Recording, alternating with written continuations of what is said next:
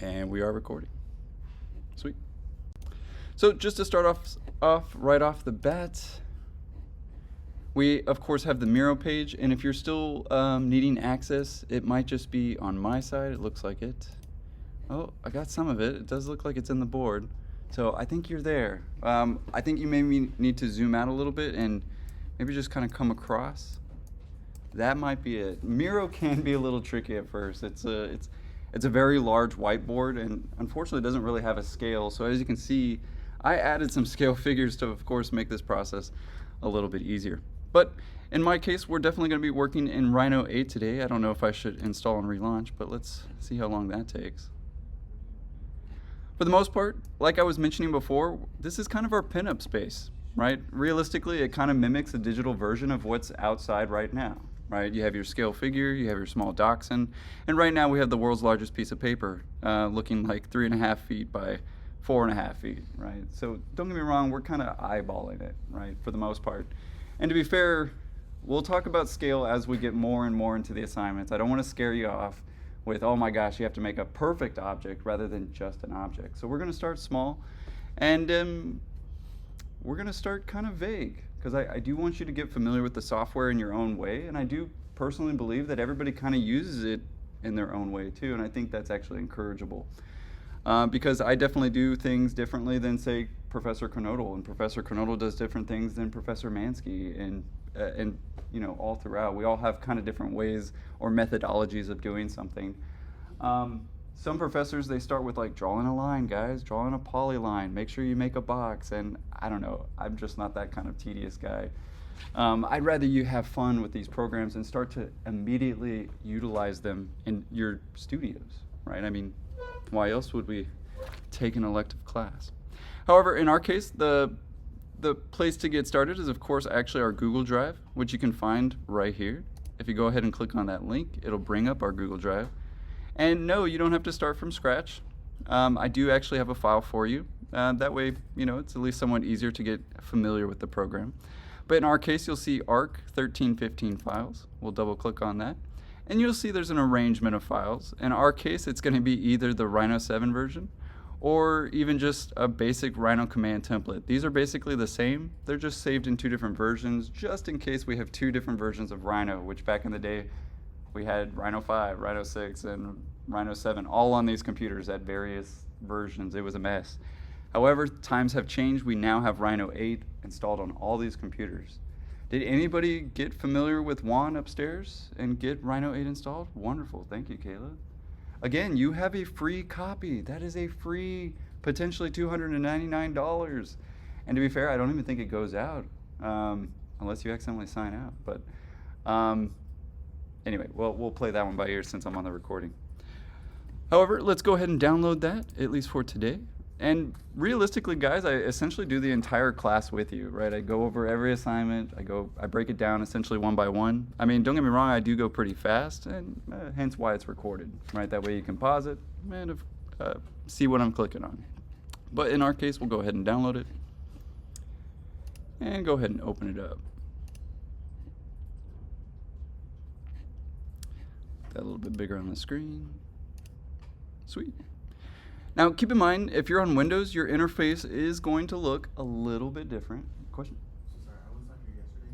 Do I need to set it from a Miro account, or how does that? Yes, that's on the announcements, and I'll definitely help you after the tutorial. It's not super important that you're like right there right now, but yeah, we want to get you introduced to the class. Great question.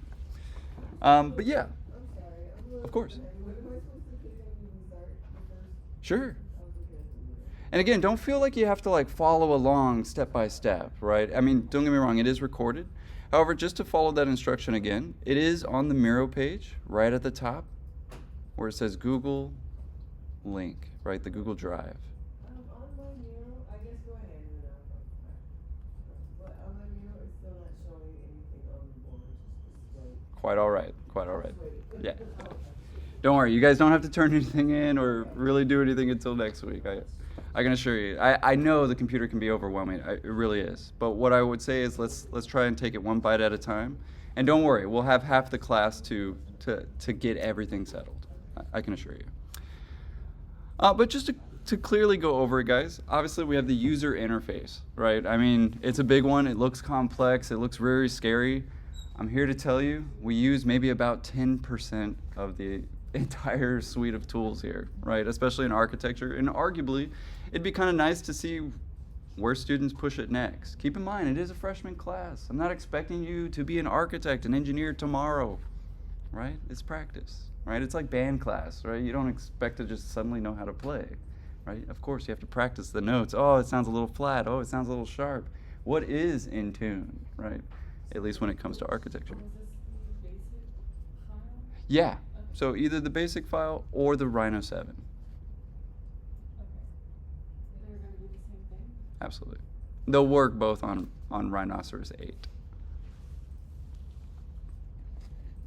However, just to talk about it, obviously we have the user interface, and I'm going to go over a lot of vocabulary too. So again, it's just something to get familiar with. It's like talking about the steps of the saxophone. What keys are these? What's the mouthpiece? In our case, we have the viewports, which you'll see is labeled top, perspective, right, and front, right? Very similar to AutoCAD, actually, except, well, you get 4 of them. If you've ever worked in AutoCAD, it probably looks something more like this, the top view, right? However, when you click on that actual viewport, double click, and it switches back and forth between the 4 and the 1. That's a game changer right there, right? However, to our left, of course, on the Mac version, you'll see a lot of these tools. I believe you see an assortment of the same tools on the Windows. However, you'll notice your command bar on Windows is either at the very top or at the very bottom, right? Depending on where the previous student left it for you. Unfortunately, it is a memory-based machine. And yeah, some students get kind of custom. It is one of those programs that's pretty open, so you can kind of customize it. Just be kind of aware, right? If you can't find your tools, however, if you go to Window, go to Window Layouts, and Default Window Layout, right? Just in case you notice something's missing or you accidentally delete something one day, happens every semester, click on Default View, press Yes, and apply. You'll notice that my entire screen kind of restarts, right? Now, mine was already at default, so you didn't notice much change. And I'll go ahead and make this actually a little bit smaller so you can at least see this top bar that is obviously there on Windows. Macintosh kind of hides it for you a little bit and basically places it as necessary. Let's get these out of the way. Sweet. Again, for the sake of recording. Obviously to the bottom right here, and on the Windows you'll find it at the bottom. This is called basically your OSnap tools, right? Honestly, the exact same name as AutoCAD, right? It's kind of funny if you think about the time that AutoCAD was developed, it was being developed at the same time as Rhinoceros. So go figure that they have very similar coding, right? I personally love the command bar because it's like a search tool. And quite literally, if you just know what the command that you need, you don't really need any of these buttons whatsoever. And in fact, they can be actually quite daunting and kind of scary. You'll notice that there's a multitude of tabs, right, at the top with different categories such as surfaces, ISO surfaces. You got standard, C-plane, set, view, display, select. Don't get me wrong, that's all very intimidating. Keep in mind, we're only going to use like 2 or 3 of them, to be completely honest with you, right? So don't let it overwhelm you at first. However, I do want to explain how the program works because it can be one of those things that you kind of get used to, right? I mean, I don't know about you, but I still struggle with Adobe. And to be fair, in architecture, we work with so many programs that we often have to get familiar with different instruments, am I right? Like you kind of have to know how the clarinet is put together to kind of, oh yeah, wait, it's the same keys, it's the same notes, but I got to play it this way. You see what I'm saying? However, that'll only make sense, of course, to the musicians. In our case, I've actually set up a couple of layers in the 2D and in the 3D. And I'll actually change our layers to a different color. That way it's a little bit easier to see on the screen today. So in my case, mine are in red, and I'll double click and, I don't know, make them gold, because it's a little bit easier, I think, to see on the screen and the recording. But you'll see I have a list of 2-dimensional commands and a list of 3-dimensional commands. I'm going to go over a few of them today, and honestly, as we go through the assignments, you'll see that we start to build and compound some of these commands, right? If you were just you are just itching to get started, you might as well start to take a look at some of these. For instance, trim. I think that's pretty simple. Obviously, the idea of trimming something off an edge of some kind. Now, interesting enough, it works just like AutoCAD. I would select both instances. I would type in trim, enter, and now in my command bar, it tells me, actually, it's like a really smart Google search, right? It literally tells you what it wants next as its input. If you wanted to think about computer programs, constantly think about how our inputs make outputs, right? It's almost like you put electricity in, you have it go through a device, and it outputs as the color blue. If I type in blue, if I tell that machine to turn red, the output is red, right? So it's actually a pretty simple use of commands. I can put two things together, or obviously enact these two lines in the command, right? So just to go over that again, obviously I can actually do this either way. It's not imperative right or wrong. I can in fact type in trim first. And it says select the cutting objects in question. In my case, I can go backwards and I can select those two. I press enter and it says, okay, select the objects to trim. This would be the ones that you want to get rid of. So if I wanted to get rid of the top two, I'd literally just click on them. Once I'm finished, I'd hit enter and I'm done. So I know it doesn't sound exactly like rocket science, but it can be definitely intimidating at first. Let's go over another one. Extend, right? And I'll go ahead and do possibly the greatest tool of all time, Command Z or Control Z if you're on Windows. You can of course go backwards in time. I wish I had that on a drafting table so badly, right? I can't tell you how many times I've just crumbled up the entire piece and threw it away because I didn't even want to erase it. I already messed up the paper, I ripped it. And that's just something we don't deal with anymore in the computer realm, and it often leads us to more efficiency. However, extend is pretty unique. In extend, you have to select where you want the line to go first. So we'll select the line where we want to go. I'll type in extend, enter, and it'll say, oh, select the curves that you would like to extend. In my case, obviously it's the one that needs to hit it. Of course, keep in mind, if it doesn't look like it's actually going to intersect, extend doesn't quite work, right? So don't get me wrong, there's all these kind of fickle rules about your instrument, right? And keep in mind, we have to slowly be patient with our instrument. We have to be patient with ourselves also learning this instrument. But in our case, we'll click on the other side and voila, right? It goes and stretches immediately to that boundary. Once I'm finished, I'll hit enter.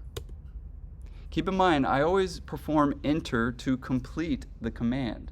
Be very careful. In AutoCAD, you hit escape to exit a command. If I hit escape in Rhino, it just kind of cancels the entire situation, right? You can set Rhino to actually accept escape as your enter button, but I won't get into the thick of it today. However, if you have a personal laptop, I'd be glad to show you some of the advanced tips and tricks to make it, of course, a little bit more custom and actually perform more to your liking. For instance, I have a guy who always works in Photoshop and he hates going to another program that works differently. So he set Rhino to work more like Photoshop. Brilliant, right? Especially if you already know Photoshop. Anyway, I digress. Fillet is pretty cool. As you can see, it turns it into a 90-degree angle, or really any radius for that matter. So I'll type in fillet, and again, we'll just do it like a couple three, right? In my case, it says select the first curve to fillet. Well, this one. And select the second curve. Okay, this one. And stick to a radius of 0.25 millimeters. And as you can see, it even turned it into a new layer, right? Now don't get me wrong, if I wanted a 0 angle or a completely straight angle, I would select 0 radius because, well, there's no radius, right? But if I did want a radius, I could actually enact those things, right? If you've ever looked at the side of your phone, right, you don't have sharp edges, you have very specific radii actually to that phone, very, very specific, right, when it comes to milling and machining all of these wonderful things and products that we use daily, right? But again, get familiar. Again, I'm not making an assignment like where you have to do each one and perform it, but you definitely want to start to get familiar with some of these, right? I think some of them are easier than others, right? Like mirror. Okay, let's type in mirror. Enter. Select the object to mirror. Okay, this one. Select the objects to mirror. Okay, enter. Select mirror plane. Oh, this one. Well, I'll just trace this line, right? And voila, You have a mirrored situation. I can't tell you how many times I've wanted that on a drafting table, right? I'd love to just stick a mirror and it absolutely copy to the other side. However, there's just certain things that I start to realize is actually much like the drafting table, except I'm not having to use my hands. I'm essentially just clicking around. It's a different instrument, right? But essentially, we're actually trying to execute the exact same things as the drafting table. In fact, that's why this program was developed. What do you think they were mimicking in reality? The drafting table, right? Because we had done that for 200 years, right? And even before that, we just did really big drawings on the ground, right? However, in our case, it is pretty awesome. I will say one of my favorite tools of all time is the hatch tool. You know, taking a closed boundary, typing in hatch, and you probably know it as poche in your Graphics 1 or Graphics 2 class, but we no longer have to poche all those lines. In fact, we have absolute control over pretty much all of it now. We can make really light lines, we can make very close lines at the click of a button. And I gotta tell you, that is a time saver. I can't tell you how many times I sat there in a drawing, and don't get me wrong, they were beautiful, and I memorized every single line, which there is something to be said about the computer.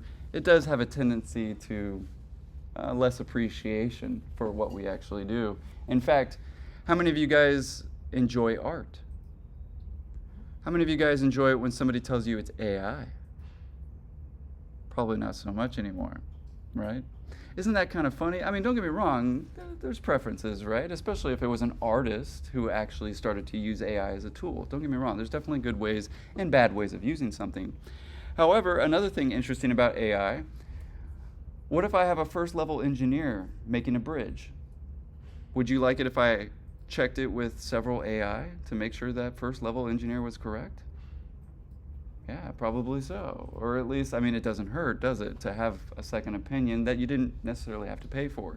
So it is interesting as a tool, as a concept. Keep in mind, what I'm trying to relate here is why we actually do this at all, right? I think it's important, right? Otherwise, I'm just some guy on a computer showing you how to click stuff, right? But that's why we come to college. However, as you can see, just about from all these steps, I don't know why that one says 6 inches, my bad. Of course, you can click on text. And I do want you to kind of discover this as well, right? It's something that you kind of have to find out about your instrument. That's what makes it unique, and that's what, I don't know, starts to give you a little pride about what you're doing in, say, such a computer program that is so universal that it almost feels like anybody could click, right? Not necessarily the case, right? It takes the critical mind to understand what we did, which is why, of course, AI will never take our job. Anyway, as you can see, it's an excellent tool. We can divide lines by, like, anything, right? I mean, shoot, take this, divide. Also one of my favorite tools. Man, if I want 33 sections, let's do it, right? You do not understand how long this used to take me on the drafting table. So obviously I'm very excited every single time that I do it. Anyway, enough about the two-dimensional tools. Let's go ahead and talk about the assignment. I'll go ahead and bring it up here. Just because I do want to get through all of it, and if I don't get through all of it, we'll use a little bit of Tuesday to complete it. Keep in mind, I like to keep my exercises 1 week, right? Give the tutorial, give you enough of the weekend to kind of practice if you like, give you entirely Tuesday's class to talk it over, and of course work with me if you need to. And by Thursday, we talk about it, right? We reflect on it. What looks good? What's looking bad? What's working? What's not working? Right? So a lot like Studio in some cases. But let's go ahead and go to computer graphics. I've taught this many times, exercises, and of course, base modeling. But let's take a look at it together. For our first exercise, we'll be starting small. However, our goal is to start working in the way of which an architect might in the professional world, with massing. We start this exercise with a scaled space, and are provided a base file in the correct units, and with some common commands found in Rhino. Those were the ones that I just went over. We will start with a box of 25 feet by 25 feet by 25 feet. Then follow the vague instructions. That's key there. It's kind of on purpose. I want you to kind of discover what it means to answer these questions. Vague instructions to below to show the steps in diagram. The point of this exercise will be to use Rhino 3D Space effectively and to show the manipulations that you apply in a communicative step-by-step diagram.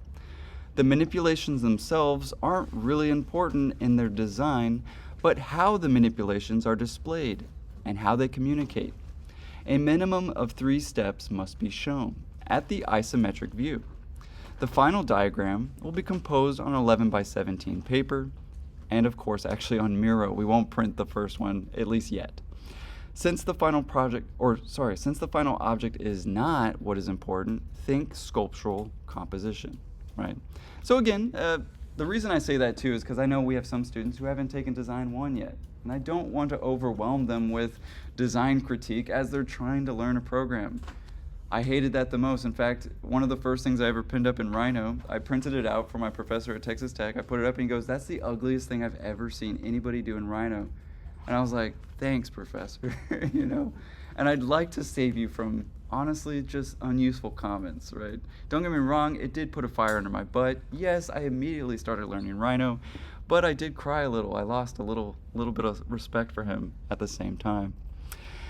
In our case, I'll go step by step in this exercise. So as you can see, some pretty vague instructions. Step 1, create a box. Step 2, divide that box. Step 3, remove some pieces. Step 4, wire cut and Boolean an operation of said 4 pieces.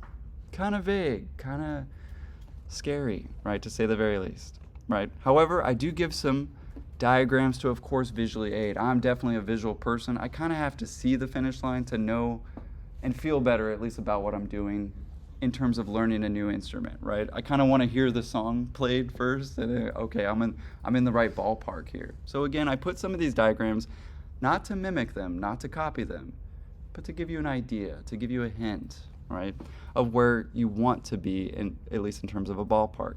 Obviously the schedule, and that's not clearly important right now. But in our case, let's start off with step 1. Create a box at a certain size. That is definitely important. So in our case, I'm just going to make it of what is called our origin point. So you'll notice that there's kind of this immovable grid in our space. That is super important. It's called your C plane. Why is it called a C plane? Well, the C stands for control plane. I guess they got tired of saying control, but it is known as our C plane, and it's pretty great because otherwise without it, it's just sort of an infinite space, right? And there's really no way to tell. However, if you ever find yourself lost in this infinite space, select anything, right? Well, in our case, go back to our standard tab, and one of my favorite buttons of all time is what looks like a magnifying glass with basically 2 atoms inside, yellow. It is also called Zoom Selected. So you can either click on this button or type in Zoom Selected. I like to personally just click on it, and voila, anything that I've selected immediately goes and jumps into the entire view of the window.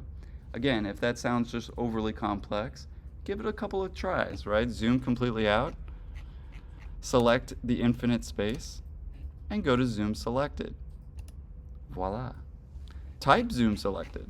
Try it out, right? Zoom Selected. There is no space bar, by the way, in any command. As soon as you hit space bar, that's like enter, right? So just be aware.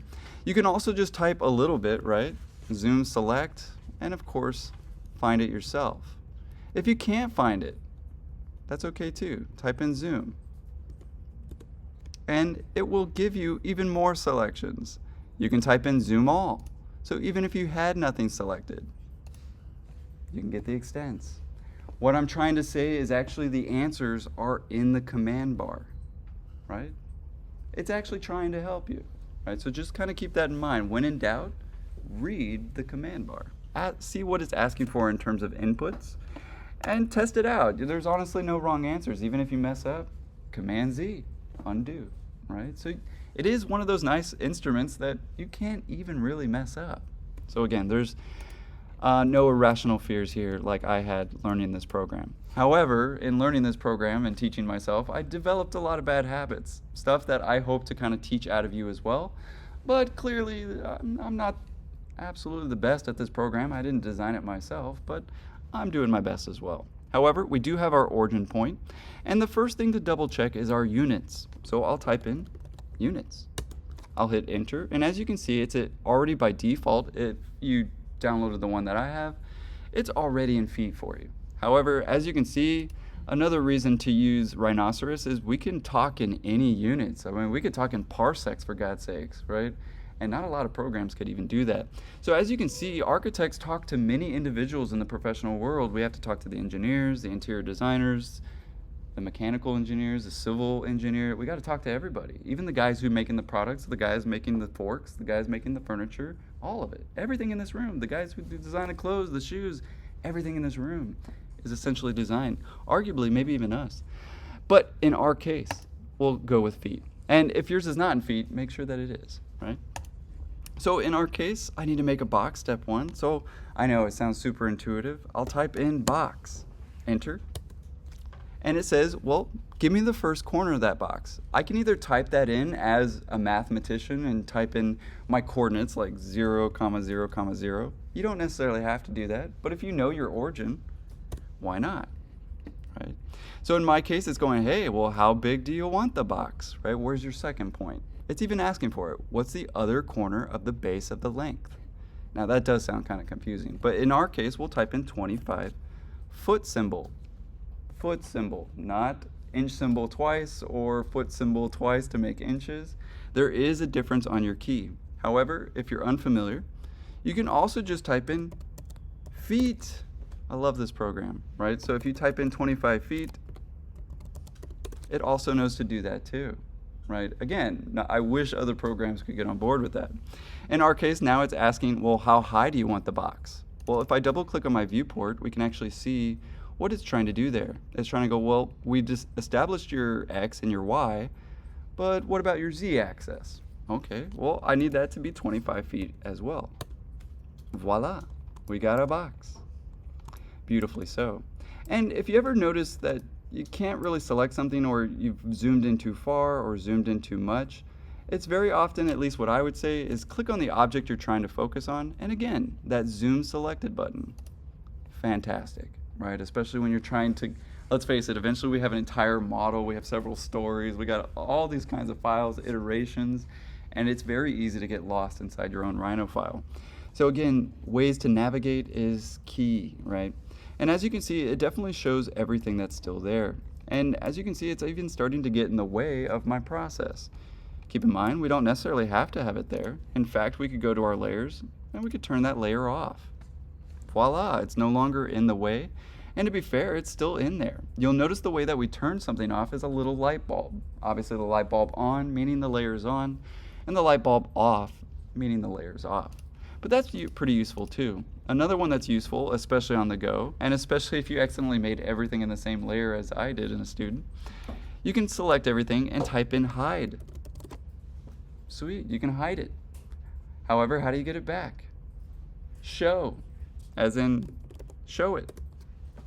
So again, a pretty intuitive program to say the very least, right? I mean, a lot of things have been thought out. In my case, I will do the scholarly thing and just turn off the layer. That is the right thing to do, right? Otherwise, you hide everything and you type in show, everything comes back, right? But if I'm turning off specific layers and I'm keeping myself organized within my digital realm, your future self will thank you. I mean, how many of you guys run out of time in studio, right? The more organized we are, honestly, again, even outside of studio, when you're trying to document this, when you're trying to make a portfolio, way easier to do when you know where everything is. However, that's step one. And again, on the idea of organization, let's make sure I do stay organized. I like to put things in little boxes. I know I'm OCD and you might not be, that's okay. But I definitely am, and I like to put a little box around my steps. Something I kind of just learned over time. In my case, I just typed in rectangle and selected 2 points of that rectangle. Sorry if I went a little fast there. I'm doing my best to kind of call out everything I do, especially in the very beginning. In my case, I'm going to type in text because I want some text. Enter. And just go, well, what do you want? Step one. And again, this is just to keep me organized. After all, I saw that in the assignment, I'm actually going to be making a diagram. I'm really realistically asking you to make me a step-by-step of a Lego diagram or how to make a bowl of cereal, right? You wouldn't start off with like the milk, would you? I don't know. Is there anybody crazy out there who like starts by pouring cereal? Like you pour the cereal first, right? I don't know. My brother's like, no, you pour the milk first. And I'm like, are you nuts? But he's left-handed. No, you know, nothing against him. But in our case, I do want to keep track of each of these steps, right? Because I need to actually use them in order to, again, see the end of the finish line, making a diagram. So it's not that the objects are not important, but again, the step-by-step process, and I don't want to do this over and over again. So again, the more organized I can be, the better. Bless you. Thank you. And yeah, absolutely. Could you show me again where you went and found the units of measurement? Absolutely. Great question. Just type in units. Okay. Enter. And that'll actually bring up a separate window. To be fair, you can find this window too in File, Properties. To be fair, on the Mac it's just called Settings. You have 2 settings on the Windows. Again, I'm trying to make this not sound intimidating, but Units is definitely the best way to find it. Great question, thank you. And feel free to interrupt, guys, especially if it's something quick and easy like that. Wonderful. But from there, let's go ahead and make step 2. And what I love about digital programs is their ability to duplicate. Gosh, I love being able to copy, just typing in copy, selecting where I want to copy from, and making as many as I want. Right? I can't tell you, I wish I had that on the drafting table so badly. But it's important, especially if I'm trying to stay organized and I'm overall trying to make a diagram of a step-by-step process. In fact, the reason why we do this step-by-step process is more or less, I almost want you to show how to make this object or how you made this object, but without using words. I want you to show it visually, right? And don't get me wrong, none of us are probably going to nail it the very first time. I don't know, some of us might be in D4. They already have some experience in diagramming or have taken freehand too, and they've drawn kind of the design thinking.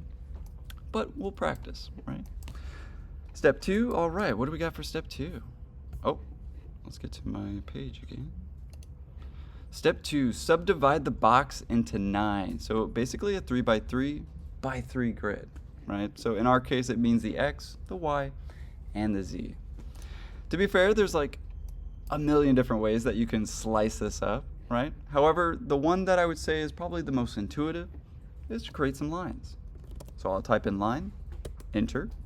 It's going to ask for the start and the ending of that line. So in my case, I'm going to start here and there. And why work harder? I could just copy that. To be fair, it didn't say anything about being a perfect grid, right? So in my case, I have 1, 2, and 3. And let me go ahead and change that color. Again, so you guys can see it a little bit easier. I'm going to go ahead and switch my layer. It's definitely not a wall layer. So I'm going to right click and rename it and call it just massing. I could even get fancy with the spices and start to differentiate lines if I really wanted to, right? And maybe I'll make those, I don't know, green, another color that shows up well in the projector. However, I have another layer. These are already orange, right? I can select things. I can right click on that layer and change object layer, or copy objects to layer, or change objects to layer, my bad, the first one. And it turns it green, obviously switching it to that layer.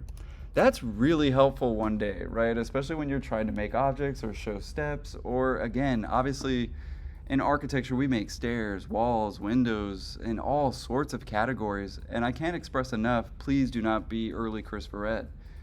I put everything in one layer like a complete doofus. And when it came to turning certain layers off, I had to sit there and click on every object.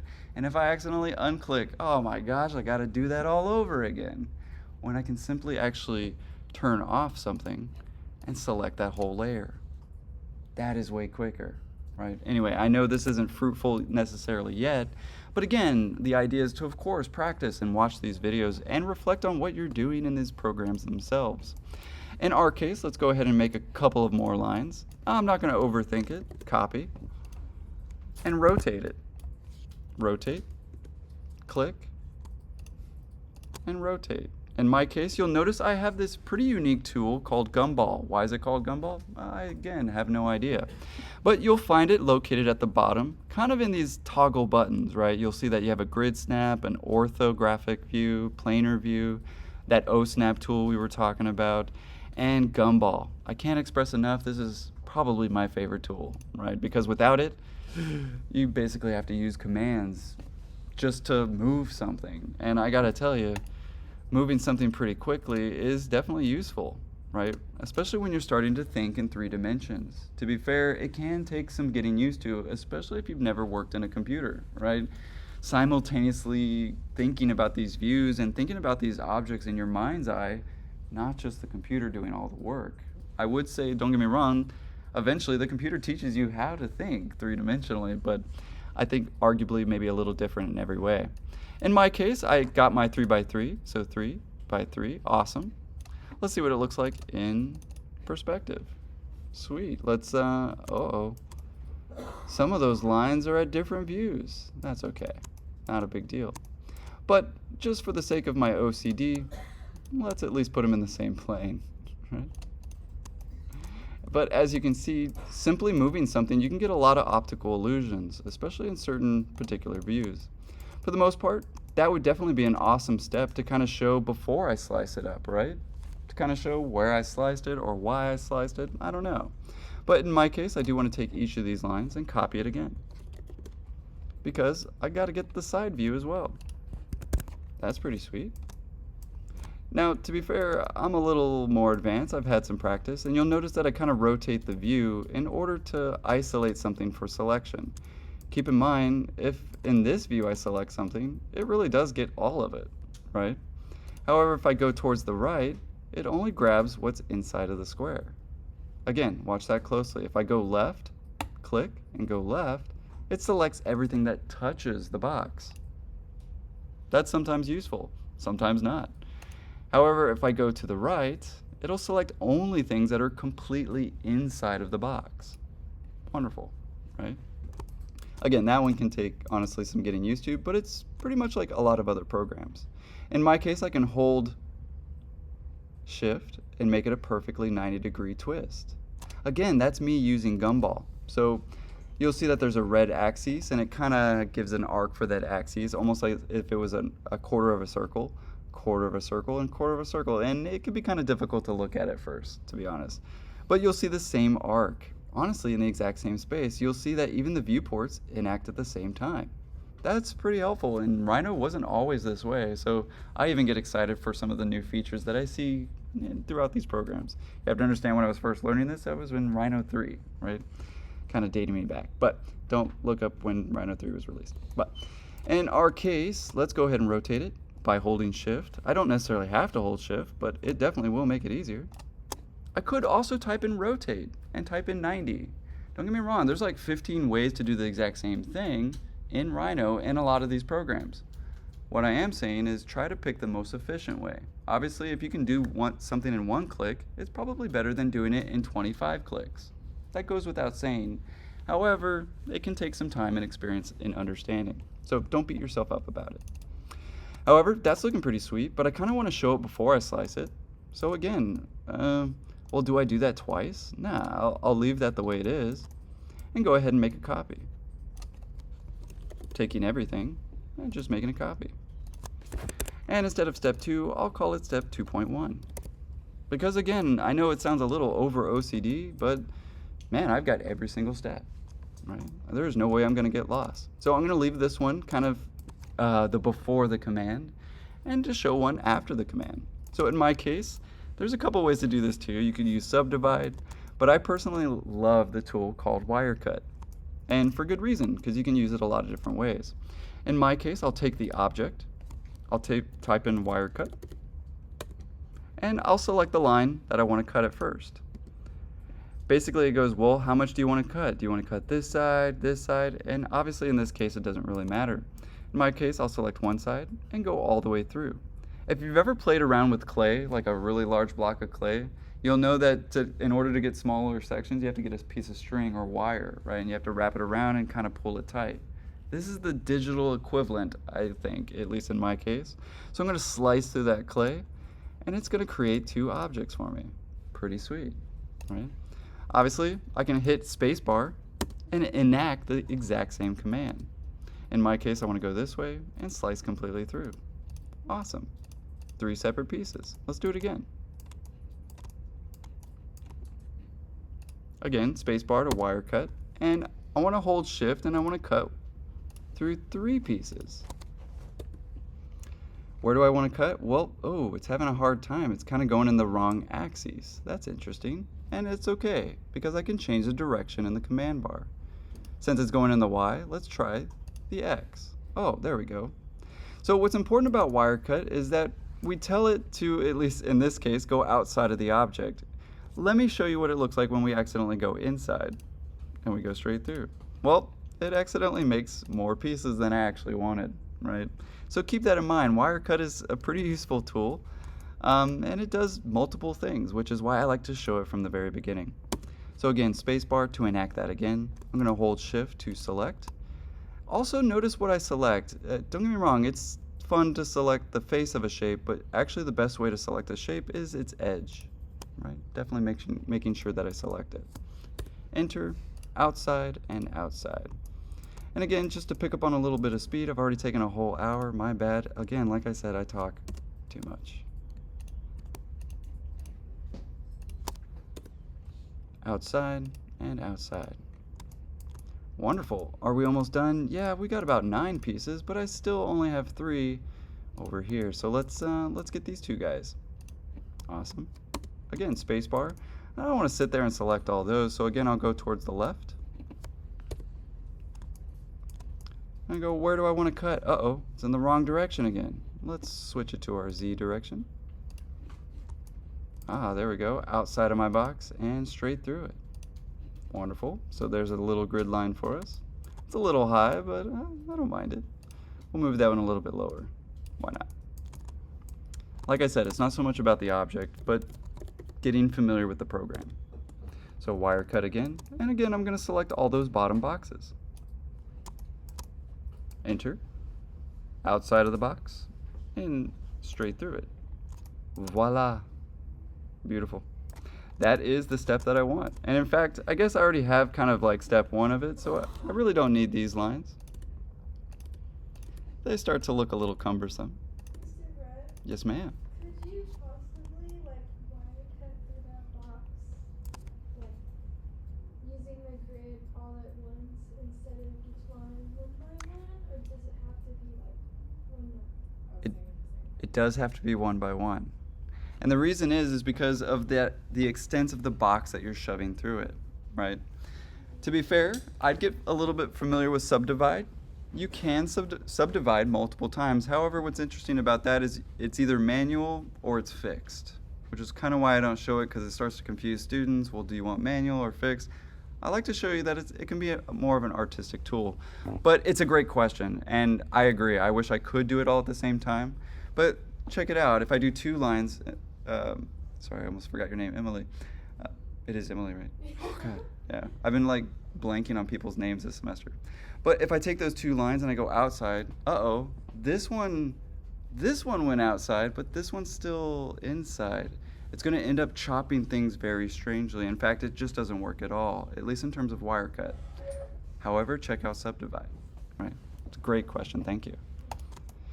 And again, never be afraid to ask that questions, guys, because again, as you guys just saw, everybody else is kind of thinking the same thing, right? Anyway, well, I don't want to do that all over again on this piece, so I'll go ahead and label this step 3. Awesome. And I'll just take that one, copy. I'll select a point and a familiar point. Again, another reason why I use little rectangles to help me stay organized. I like to use it as a reference point for my next step. What is step 3? All right. Just going through. There's Finder. And let's actually put it, I got a lot of things going here. There we go. Wonderful. Remove 3 or 4 pieces. That sounds simple enough. I mean, geez. But keep in mind, I need to show somehow these pieces that I removed. Well, I may want to actually select the ones that I'm showing, or I may want to show them like turning red. I don't know about you guys, but I love Legos. And one of the parts I really like about the Legos is the instructions, right? It goes step 1, and you have to like find the pieces, you have to find the right orientation, and then you have to like kind of put them together.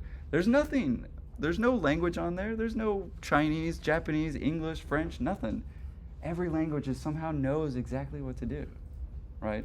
So simply enough, we got to do the exact same thing in architecture. Yeah, feel free to come in, guys. In my case, I might want to change the layer, right? So in my case, maybe I have a new layer called removed. That would be important. In fact, maybe I even show it as red to kind of indicate this like kind of bad or removed, if you will. So in my case, I want to select 3 to 4. And let's get fancy with the spices. To be fair, I like to show that maybe this can count as 1. You know, if there's anything I've learned from my design professors in the past is kind of the rules are meant to be broken, and I kind of like that aspect too. So I'm going to use that as a solid piece. That's a piece. I'm going to declare that a piece. I'm going to declare this a piece, and let's get that bottom one. So I'm going to go ahead and change that layer. Wait, sorry, how come you chose more than 3 or 4? Because I decided what a piece meant, right? So don't get me wrong, I'm not saying that you have to go all crazy. You can just do it one at a time too, right? But I like to show a little bit of difference, right? That and it lends to be a different object. The same reason why I kind of shows like a regular grid. Keep in mind, you can make a perfect Rubik's Cube if you'd like, right? Again, it's not so much about the object, but again, how we can use the tool. And to be fair, some are gonna be very scared and timid, and that's okay. They haven't even taken D1 yet, right? I get it. However, some are ready to go. They're in D2, they're in D4, they're outside of D4. They're like ready to go into Grasshopper, right? So we do have to play it by ear, at least in terms of everybody. Great question, thank you. Yes, I did select a couple bit more, but yes, technically that's a piece, and technically that's a piece, right? Anyway, not to confuse you though. Let's go ahead and make a step kind of 3.1, if you will. And again, I like kind of using the same reference point. I don't know, I'm extremely OCD and even things like that. Gosh, I end up doing it again. So if that annoys you about me, I do apologize, but I like to be organized. You know why? Because I was terribly unorganized as a student, and it really burned me, right? So I would hate for that to happen to you as well. In my case, I could just delete these, but I don't know, that might not be enough information. Maybe I kind of want to grab a little bit of inspiration from, I don't know, Lego, and show them slightly only moving, almost like an exploded diagram. In fact, I could use Gumball and quite literally pick those axes that I want to pull them. Very similar to like Blender, right? It definitely has kind of a gumball that you can't turn off, right? But in my case, I'm going to select these pieces. And to be fair, I could group them. If they're absolutely chaotic, I could group them. That way, when I do select them, it selects both. But keep in mind, if I want to do a command to it, I do have to ungroup it. So keep that in mind. When you group stuff, it kind of protects it a little bit, and it kind of does make it easier. I mean, think about it. You have 1,000 stairs. You want to group them, right? You know, you don't want to sit there and select 1,000 stairs. So some operations, they automatically group things, and some operations, they automatically explode things. Just kind of want to make us aware of that. We probably won't run into it today, but you know, it will come up. But that's looking pretty sweet. At least it definitely starts to show off how some of these objects actually came out of the initial object. That's important because I might be needing to show a client. I might be showing somebody at the city who's never seen an architectural diagram in their life, but they do understand a bowl of cereal. They do understand how to put Legos together. See what I'm saying? I can't tell you how many times I designed something awesome only to have the contractor go, I have no idea how to build that. Or, since I don't know how to build that, I'm going to charge you an extra $250,000 to do so. That client goes, no, say nay to that design. There goes my wonderful concept and intent. All simply because I didn't know how to communicate it effectively. So again, this becomes real world dollars one day, maybe not tomorrow, but definitely real world dollars. But in my case, it starts to show off the object, and that's looking pretty sweet. Let's go on to step 4. And hang in with me there. I know it's a long one. We'll get to it. We'll get through it. But again, I don't want to do that all over again. So I'm just going to copy it. And look at that. It looks like I've done so much more work, right? It just looks so nice and organized. What is that final step? All right, remove 3 to 4 pieces. Yeah, it is pretty vague. Number 4, apply a wire cut. And we've already done wire cut, so don't get me wrong. If you didn't apply wire cut, try it now, right? But if you already did wire cut, I also threw in Boolean operation. Now, to be fair, I have no idea why it's actually called Boolean. I think it actually has to do with the guy who discovered the math sequence. And keep in mind, like, what we're actually doing here, it looks cool and it looks graphic, but actually in the background, there's a bunch of code, right? If you were to look at this file for what it is, like in a text format, every origin, every point, every vertice, every edge, it's kind of amazing what computers are actually doing in the background. But apply a Boolean operation to 4 of any pieces. Now, what this means is actually of the object that we completed, not the ones that we removed. So I do want to specify at least there for this tutorial. So what it means by that is, well, I don't want to just affect one piece or arguably even calling that one piece. I want to basically affect a large group. So what I'm trying to say there is affect a majority of the object, right? The best way of saying that is, well, pick a couple of pieces to, of course, influence. In my case, I don't know if I actually wrote that down. Yeah, okay, so apply a Boolean operation. Now that one is pretty vague, I do apologize. What I would say, and if I had to rewrite that, make an object to Boolean the object, right? So in my case, let's say, I don't know, I could make another box, I could make a cube, actually, there's a bunch of presets. In fact, if you go over to the solid preset, it looks like a little box. But if you right-click on it, you'll see that there's actually a multitude of platonic solids. In our case, we have the cube, a cylinder, sphere, sphere by 3 points, a hemisphere, a paraboloid. I don't recommend that one. I've never used it. But a cone, you know, a cone could be used, right? Obviously, a cone, it's going to have a certain set of parameters. It's going to ask for the circle. Oh, sorry that? You're good. This is just to make an object to difference. Hang in there with me. So in my case, I'm going to keep it in my removed layer. I'm going to just make an object. Oh, I guess I didn't actually select that layer. Let's try that again. Double click on your layer to enact it. You'll see it creates a check mark, right? In my case, you can actually type in cone too. And let's just make a simple object so that we can Boolean difference it. To be fair, it doesn't have to be a cone. We could do a box. But as long as it's substantial enough to basically subtract from, right? And create something a little bit new and a little bit different. Hang in there, right? So I'll go ahead and actually do this operation twice just so you can kind of see it 2 different ways. I'll go ahead and make a copy. And in my case, we'll kind of do a step 4 and a step 4.2.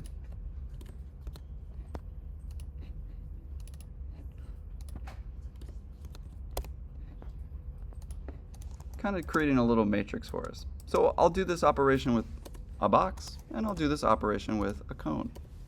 To be fair, honestly, you could make a whole nother object if you'd really like to get fancy with the spices. However, if it's your first time in Rhino, I'd probably select either a cone or a box, right? Those are going to be at least the easiest of operation. Now, to be fair, it's like, man, I can't see inside of this thing. I kind of want to remove some of the inner space and kind of really maybe manipulate some of the way that it goes from inner space to outer space, right? So in my case, I'm going to change this view type. You'll see that there's a little drop-down arrow in our viewport. And there's actually a multitude of rendering settings. You'll see wireframe, and if you've ever played a 1980s game, that you've seen this before, right? It's very hard to look at, and it's very hard to tell what is three-dimensional and what is flat, right? Like I said, you're looking at the code. In our case, it usually defaults to shaded, and we can tell because we can kind of see a light side, a dark side, and arguably the darkest side on top. That's not correct, of course, if you've taken graphics 1 or 2. However, there's also a rendered view, which is pretty cool. You start to get shade and shadow in an instant. I bet everybody wanted that in Graphics 2, where you were calculating shadow. And if you're in Graphics 2 right now, I do apologize. However, ghosted is probably going to be most useful in terms of looking through the object, right? And still being able to see the outside. Another good useful view is X-ray, which arguably some people actually prefer more than, say, ghosted, because you can see the lines, and the way that it overlays some of the objects is pretty interesting and pretty useful. In our case, I'm going to take my object and just kind of slice it up. I mean, that definitely looks like it's going to change some things. However, I kind of want to show a before and an after, right? After all, it's not so much the object that's important, but of course the operations that I show. So in my case, the way that we'll do that is a little bit tricky sometimes. Well, let's go back to a shaded view. There we go. I want to remove it, but as you can see, this piece actually collides with several others. So let's get this one out of the way for a second and put this one together. Interesting enough, when I said Boolean operations, there's actually quite a few. There's ones that subtract from each other, difference, which also again means subtraction, intersection, which again is just another subtraction tool, Boolean split, which actually is a little bit different, but it's kind of more like a dividing tool, and union, which means, of course, to add, right, to put together, right? In our case, since I want to select and subtract two different masses from each other, I kind of want to make it easier for the program to understand by putting this one together and telling it that it's one object. So in my case, I'm going to put them together, hit enter, and you'll notice that it turned it into a completely solid object. There's no longer those inner lines, if you will, and let me bring those back. All those inner lines that are actually separate objects are no longer separate objects. They're all together. It really is one solid piece, even though some of the leftover lines are there. Those are what's known as isocurves, and very often they indicate the midpoint of the object. If those are absolutely annoying to you, because sometimes they are to me as well, you can click on this top circle that looks like a color wheel. It's known as our properties object panel.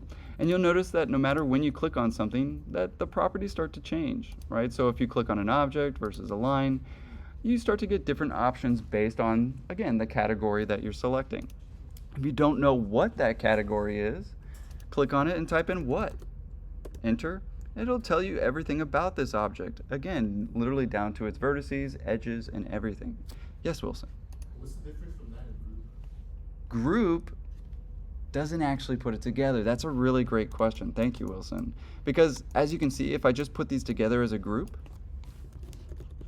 it just kind of holds them together. Now, don't get me wrong, if I select, it's still gonna select them all as one group. However, you'll notice that they actually are still separate objects. So don't get me wrong, sometimes it's useful, sometimes I need separate objects, sometimes I don't, right? To be fair, there's just a lot of options, and that's actually typically what's hard about these programs is there's so many dang options. Which one do you choose, right?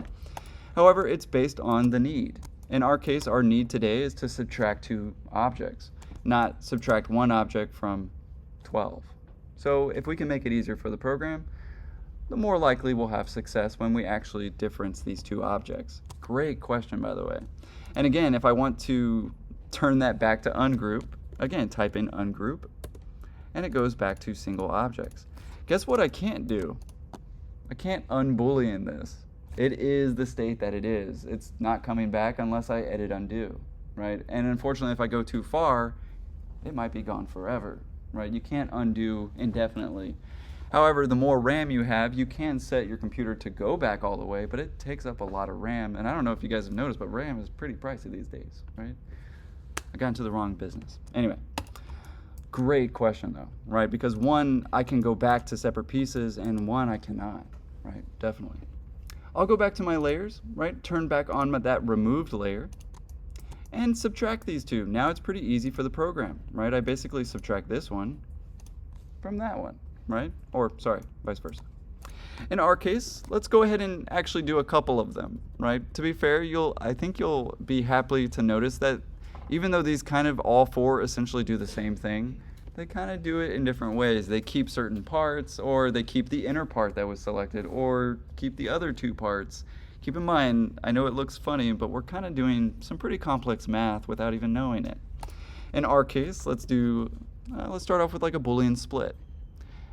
And again, keep track of what it's asking for. Select the surfaces or polysurfaces to split. In my case, that would technically be both in this case. I'll hit enter. And as you can see, I'll select one from the other. I'll hit enter, and you'll notice that it actually keeps everything, but usually it makes a second object. And in this case, it doesn't look like it worked, right? So what I'm trying to tell you is you'll run into things where certain operations, they don't work, right? So I kind of do those on purpose a little bit. Again, to make this a little easier to look at, let's go with a shaded view. So let's try that again. Say Boolean difference. Select the surfaces or polysurfaces to subtract with. So in my case, this is my hole, if you will, the hole that I actually want to subtract from. enter. And the piece I want to subtract with, enter. Once it does that, it looks like nothing happened.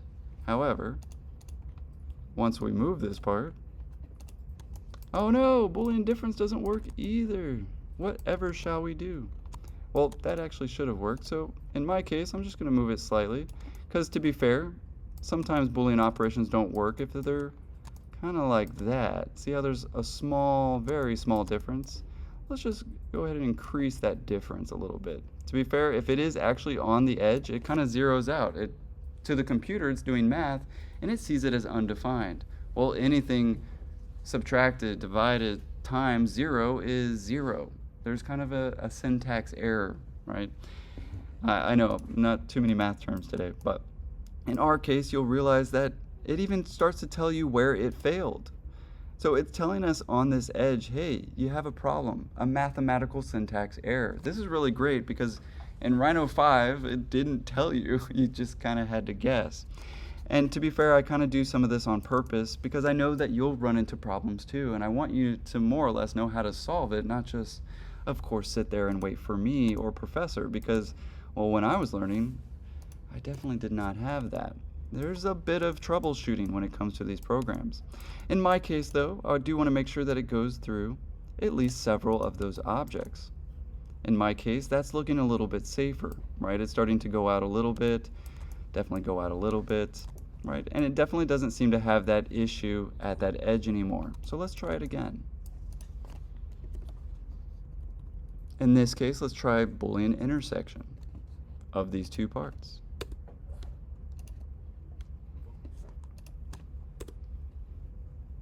Oh, sorry, I didn't follow my own directions. I gotta read, right? Select surfaces, enter. No?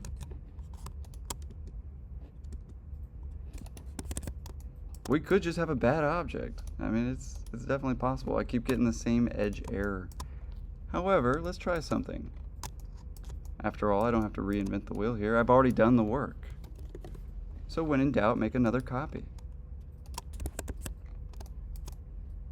Let's train that same operation, but it might be too difficult for that complex object. To be fair, it starts to, you can make things in the digital realm that you can't make in reality because math, right? I mean, you can have fractals in this program where you can't necessarily have fractals in real life. Limits, things like this. But as you can see, we only actually go through several objects. We're not even really touching these, right? So it's not imperative that it is actually one object. I just wanted to show you, and of course answer Wilson's great question of what is the difference between those. So again, maybe we don't need to actually put them together. So let's try it again. Boolean split. And again, I'm trying to use kind of more or less a bunch of them so that you kind of get a feel for each one. So I definitely see that it's going through that object, definitely see that it's going through that one. It does seem to look like a weird error there, so I'll leave that one out for a second. Definitely seems to be going through that one. Well, maybe not the top one, but definitely that one. And if you need to remove from your selection, you can hold Control if you're on the Mac, or Command, right? In my case, I went ahead and hit Enter. And as you can see, moving stuff is kind of fickle in this program, so make sure you actually hit that axis and move it. But it left over a piece, right? And actually a couple of pieces because, well, they were all separate, right? So Boolean split, it definitely split the object, but it didn't really take it away from the initial one, right? And that's definitely what I want. So don't get me wrong, different strokes for different folks, right? In our case, let's try something else. Boolean difference, okay. I'm going to try something. Because obviously it won't cut through ones that it doesn't have to cut through.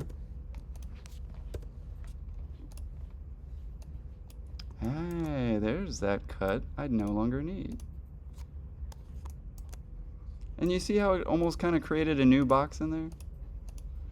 And yet sometimes you'll be like, man, how do I click on that box? You'll notice it also, if it is in the same plane, sometimes it'll tell you, hey, do you mean this one or this one? This one or this one? Obviously, I want to get rid of the initial one, right? But through a subtraction method, I'm left over with actually that subtracted volume. So don't get me wrong, I know that sounds like a lot, right? But again, it'll become secondhand and second nature, I can assure you. Let's try it again though. Try it another way. But again, I've already done the work, so why do that over and over again?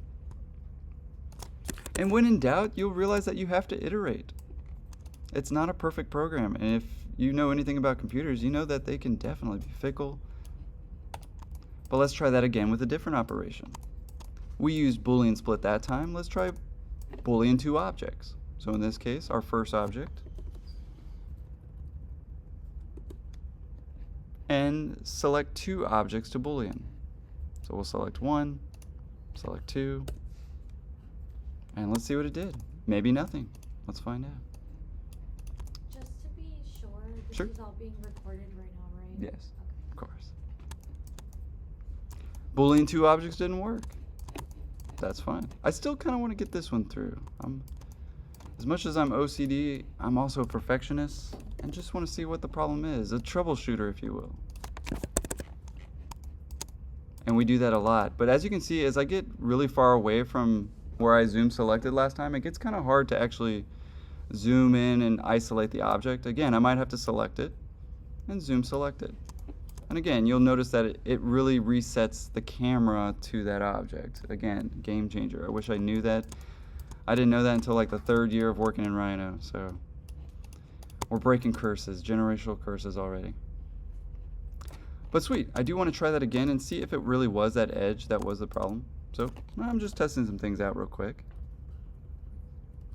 Tried and true method is Boolean split is definitely my forte.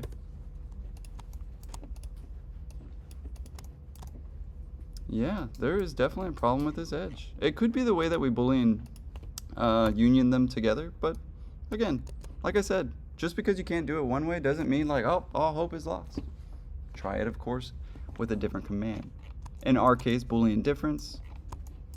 However, as you can see, we have a different object here, and every object has a different mathematical sequence and coding to it. So let's try the exact same thing and see if the cone is any simpler or any easier. In my case, let's put it in the right spot, something that maybe is visually interesting, and if I need to see it, again, X-ray or ghosted. Yeah, right in the middle. Why not? I kind of want to go big or go home. I mean, why not? That's visually interesting. I like what it's doing there. Kind of subtraction method. Again, make sure that you subtract the item. So let's take that one.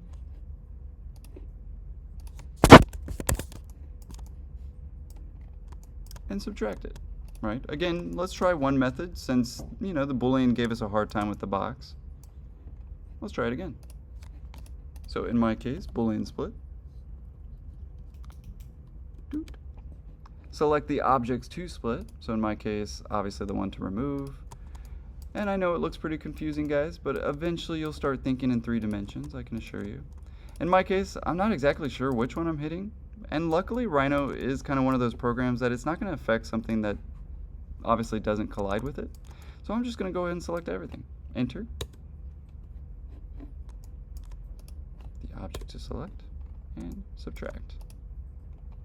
It did the operation, so let's see what it did. Did it do it? Oh, you guys see that kind of cube or cone in there, right? Now, don't get me wrong, sometimes I do want the piece left over, right? Especially if I'm trying to diagram and show off, like, hey, this is the piece I made. Shoot, this could be my entire concept for my design and architecture. Look at that thing. It's practically a skyscraper. In fact, shoot, that could be the inspiration, and bam, there's my skyscraper. See what I'm saying with this?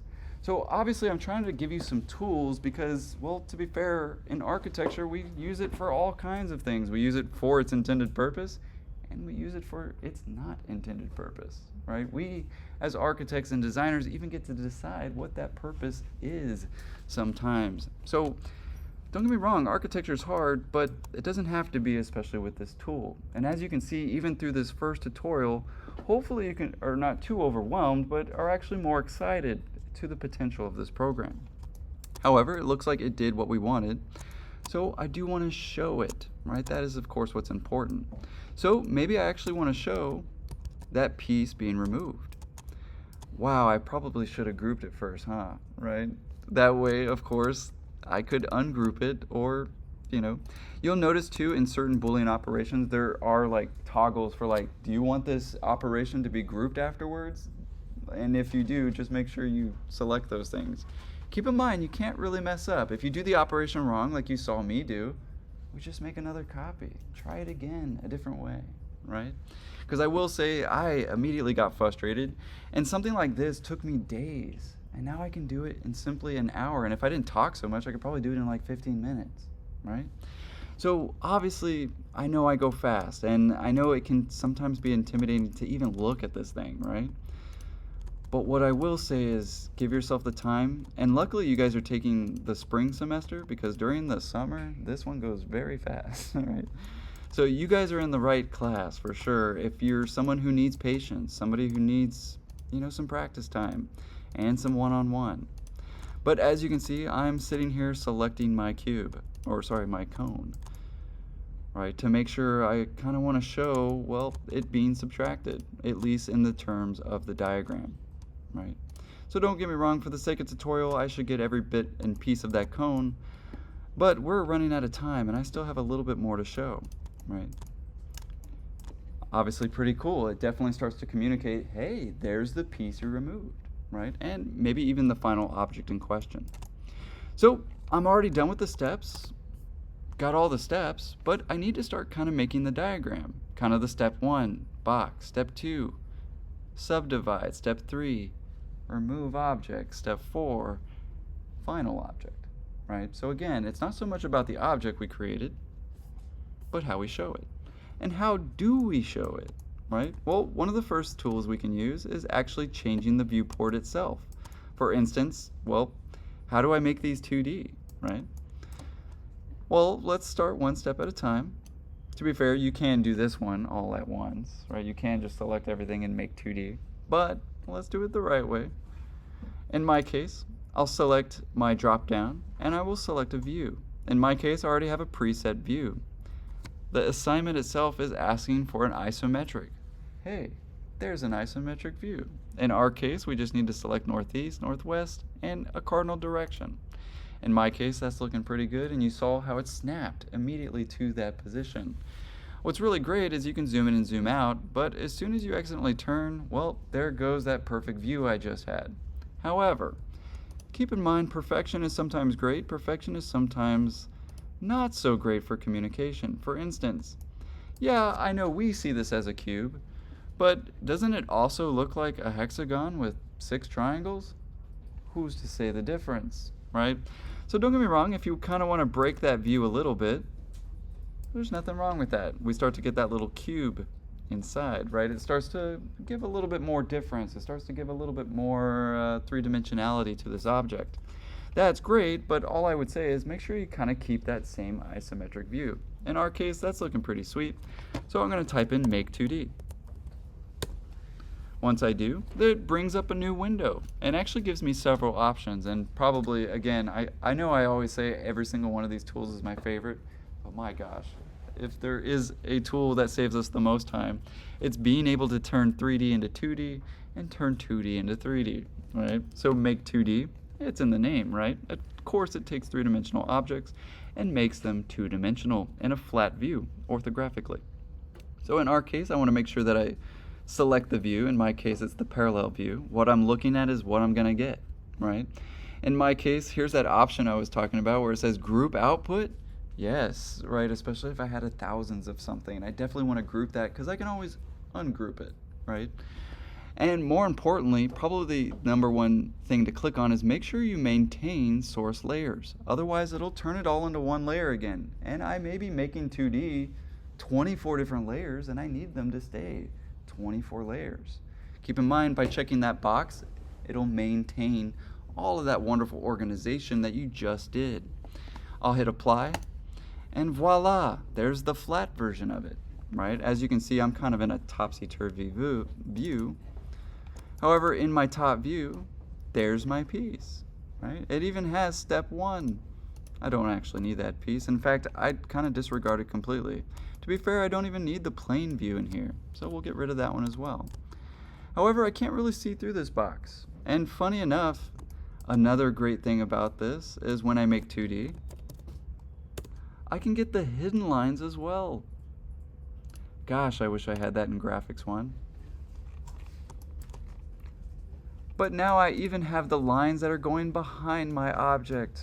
I can't tell you how much time this has saved me, but at the same time, you guys already know the skill and dedication it takes to know your object and what's behind it versus what's in front of it. That's design thinking, and that's something you obtain in Graphics 1 and Graphics 2, definitely. However, if it's your first time, we'll learn it in the computer. That's okay too, right? What we don't want to do is take it for granted though, right? And as you can see, it'll delete the other hidden line object. But maybe that's step 1. Great. Let's get rid of that one. And I do know that my final is essentially 11 by 17 with a minimum of 3 steps. So in my case, oh, didn't mean to do that, but I need to make an 11 by 17. Now, if I do that at this scale, what will happen? Well, I'll type in rectangle. I'll type in 11 inches by 17 inches, and I'm like, uh-oh. That's actual size. Remember, we're in units of feet, right? Now, like I said, and you'll notice on this assignment and the first couple assignments, there is no scale, right? So as long as we stay within the same proportions, we're okay. So in my case, I'm going to zoom in and make that a little bit bigger. Of course, what it's doing is if I'm holding shift, it's maintaining that same proportion. And there's my wonderful little 11 by 17. And I'll make it really big. That way we can kind of all see it nicely. But as you can see, maybe that's my step 1 on my page. And maybe instead of saying step 1, maybe it's just called box. After all, that seems to get the point across. Not necessarily step 1. Maybe I show it as a pie chart, only loaded 5%. Maybe in step 2 I show it 20% loaded. Those kinds of things. Yes, Kate? Two questions. Absolutely. Super related to where we are right now, but about the system. Sure. One is, I know you mentioned the command bar can either usually be at the top or at the bottom. Absolutely. Mine isn't coming up, it's at the top, but it's, sometimes when you search a command, you'll almost get more options. For example, Yes. like it was divide, and then you were able to put in like 33. I'm not seeing where I would put in like the second command. So once you hit enter on that command, then it enacts kind of the script, if you will. So like if I type in divide, enter, then it asks for, well, how many do you want? Okay. Does that make more sense? Okay, so it's just maybe, okay. Absolutely. And it's a great question because a lot of the commands, you type the command and you do have to press enter. Sometimes you don't have to select the object. Sometimes you have to select the object first, then type the command enter.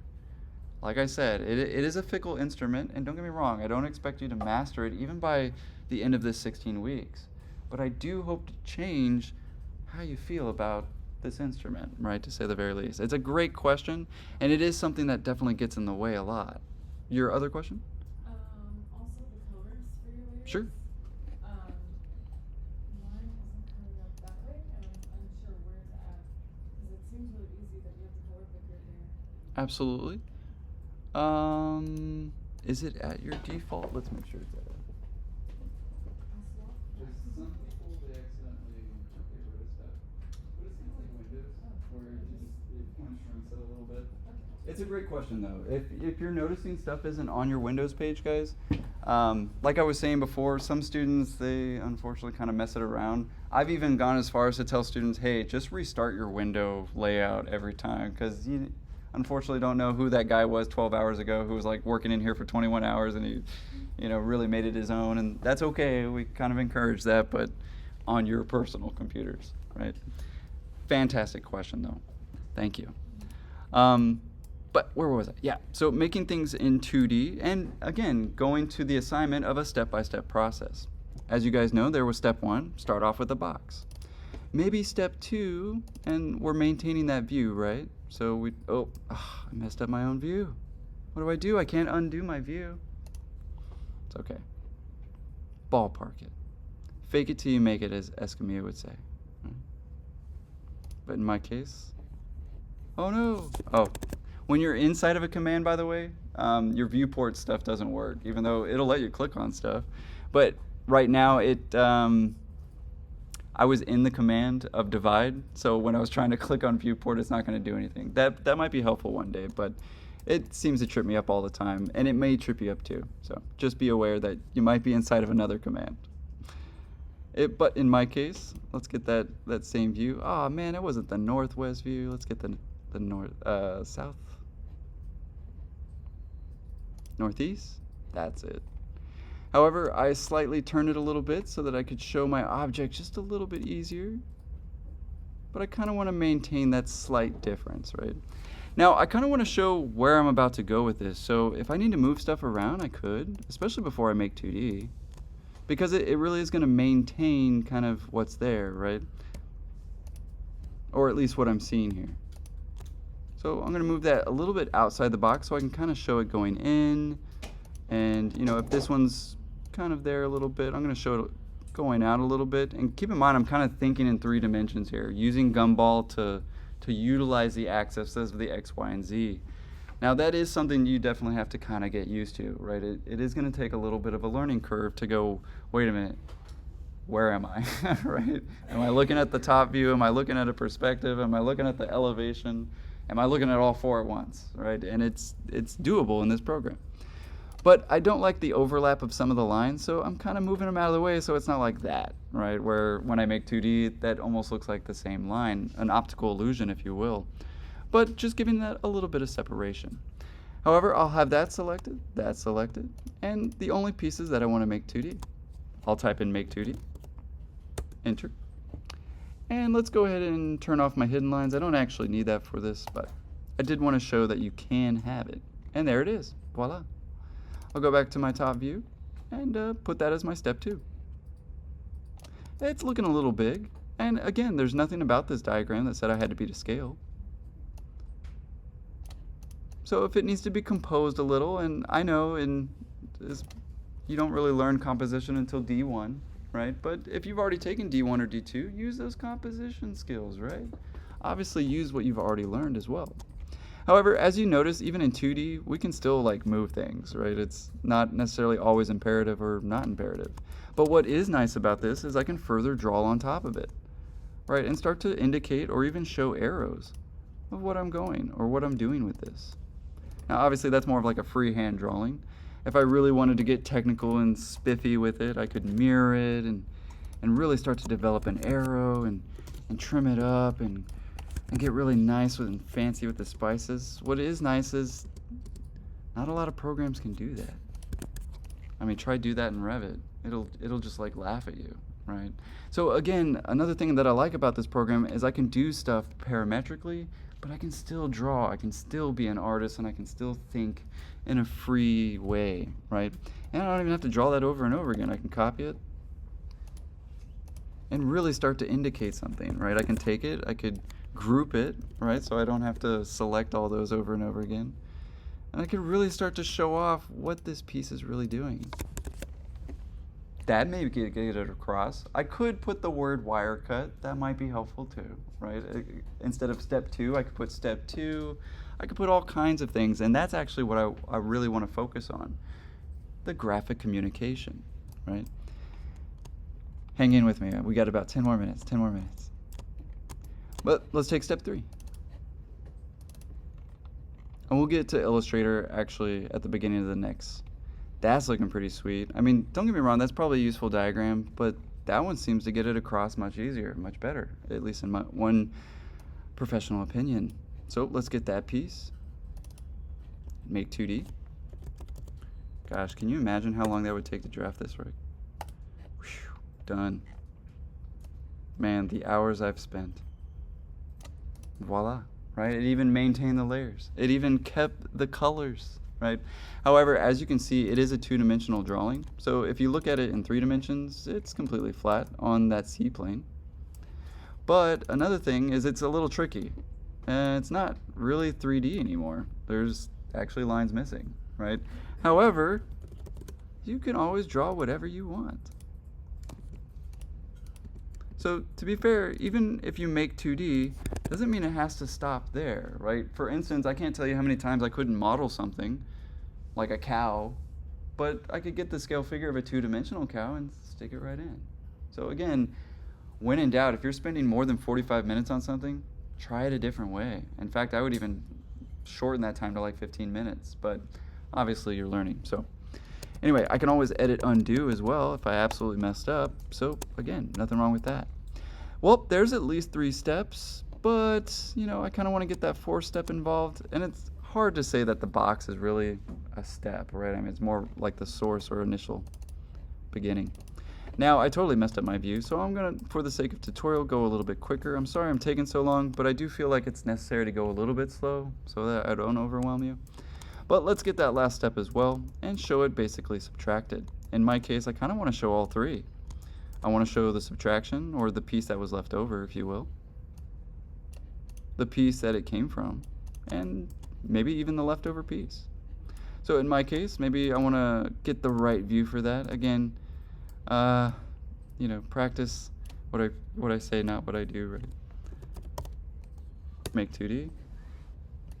Apply. Is it also like, let's say we get started Mhm. with a cut and don't like it? Is it Command Z? Absolutely, absolutely. And I mean, don't get me wrong, I like to kind of see the final model, if you will. Bless you. And as you can see, it's starting to get a little crowded. Keep in mind, this is not, doesn't have to be to scale. It's not D1 yet, right, or anything like that. So if I do need to make things a little bit smaller or recompose them, by all means, feel free to do so. But as you can see, this is not a very helpful diagram right now. I mean, it's kind of step 1. Yeah, I'm kind of getting it. Then maybe I need a final object. What was the final piece, if you will? So, and we kind of see that in the assignment as well. So preview, right, kind of showing off that final object. So let's show off our final object. Take that piece. Hang in there, Emily. I know this is kind of maybe even review compared to our design last time, right? But good, you know, review's never bad. But maybe I do want to kind of show off the object kind of in a worm view. You guys familiar with worm view? It's kind of a bottom-up view. Now, I'm not, again, touting anything. I'm just trying to give you more options. Like, it doesn't have to be exactly what I do in the tutorial. In fact, sometimes I do stuff in the tutorial that, again, I'm just trying to spice it up. I do kind of differently each time. But again, to express that maybe this is maybe the best way to show it, maybe it's not the best way to show it. Let's find out. Apply. I don't know about you, but it kind of looks like an optical illusion right now. But that might get the point across. However, from here, I'm pretty sure we're going to have to do an exercise part 2 because, well, I apologize, guys, but I talked way too much and made it quite the longer video than I really intended to. However, next time, I'm going to show you basically how to put this right into Illustrator and change the line weights. To be fair, it's a 15-minute tutorial. I just don't want to rob you of some time to obviously ask questions and get some personal things answered, whether it's getting set up with Miro or even getting started on this assignment. So I do want to allow some time to do so. However, before we do that, let's just review a little bit. We basically went over each step, right? Just to recap.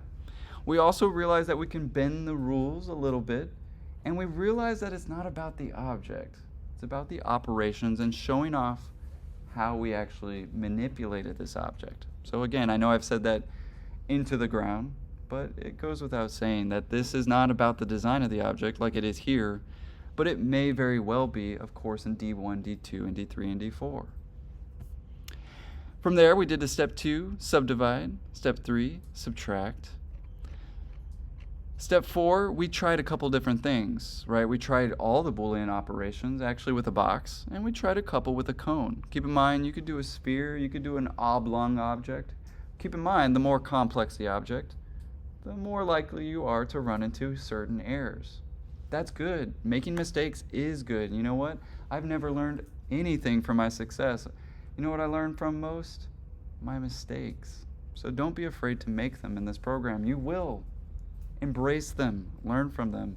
If you have to, write down what not to do, right? Because tomorrow you'll be that much stronger. However, just to recap, then we made Make 2D, and obviously next time we'll jump right into Illustrator. But before I conclude the video, is there any kind of last minute questions that you kind of want to get on the recording just in case you kind of want to review it later. I don't know if I missed this. But Sure. For the Boolean part, do we have to create like a certain amount of objects? Just or one. can we do two? Just one. In my case, I just tried it 2 different ways to kind of show you that they do different things. But yes, you only have to do 1 step 4. I did 2 just, again, for the sake of tutorial. Okay. Great question. Any others, guys? All right, I'll end the recording here for today.